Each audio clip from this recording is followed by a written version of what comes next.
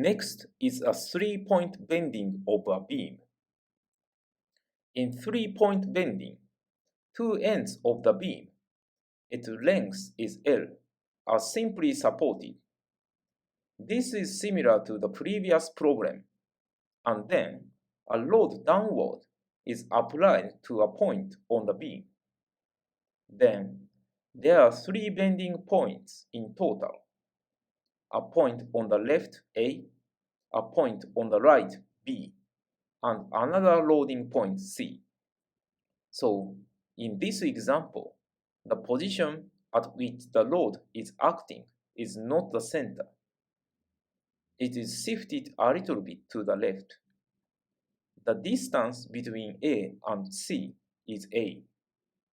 It makes this problem more difficult, but we are analyzing this beam to get a better understanding of the theory. When a load P is applied downward, a reaction force is generated at the left support point A and the right support point B. Here, we define the reaction forces as Ra and Rb, respectively. Then, the balance of the forces is given as the following equation. This equation shows that the total of the forces applied downward and the reaction force against it is equal, which means they are balanced. This procedure is similar to the previous problem. Now, we should note that both the reaction force Ra and Rb are unknown. In order to find this, we need another equation. The equation that appears here is about the forces applied along the direction vertical to the beam. In the diagram, it is the equation for the forces upward and downward. Now, we can make another equation by considering the balance of the moment. The balance of the moment is equivalent no matter which point you consider. For example, you can think about it at point A or B in the figure. But in this case, we are focusing on point C. We are considering the point C. The moment acting at the left is Ra, which is the product of reaction Ra and arm length A. The moment acting at the right is the product of Rb and arm length B.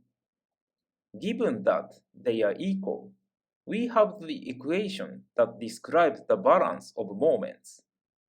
You may wonder if we do not need to think about the P acting at the point C. This has the arm length of 0. So, as a result, this P does not generate a moment around point C. So, as a result, the equation of moment balance is described by the two loads at both ends.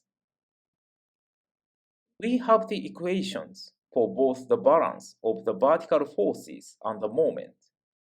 So, we are simultaneously solving them.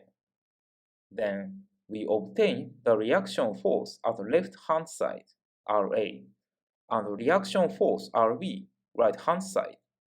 Now, we are ready to move on to the next step of calculation.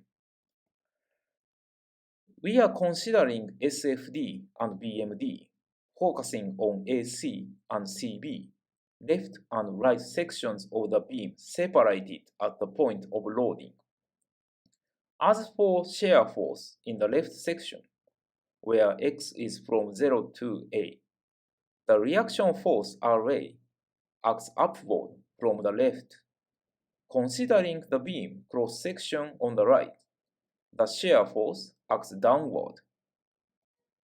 Here, we are considering the balance of forces in the vertical direction. The downward Qx is balanced by the reaction force Ra at the left side. The shear force is equal to Ra, so Ra is Pb over L. as we have found before.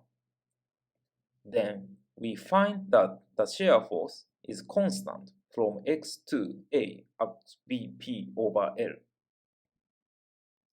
Similarly, we find that the shear force is constant from A to L at minus AP divided by L. At the right edge of this section, a reaction force Rb is being applied upward. At the left edge, there is an upward shearing force Qx. This Qx is balanced by minus Rb. For a beam of length L minus x, we can consider the sum of Qx and Rb to be 0. Thus, Qx is equal to minus Rb, and so it is minus Pa divided by L. This is the shear force in the right section. Next is about the bending moment. Similar to shear force, we are cutting the beam at x and considering the moment from the left. The bending moment acting from the left is the product of the reaction force Ra and the length of the arm x, which is Rax.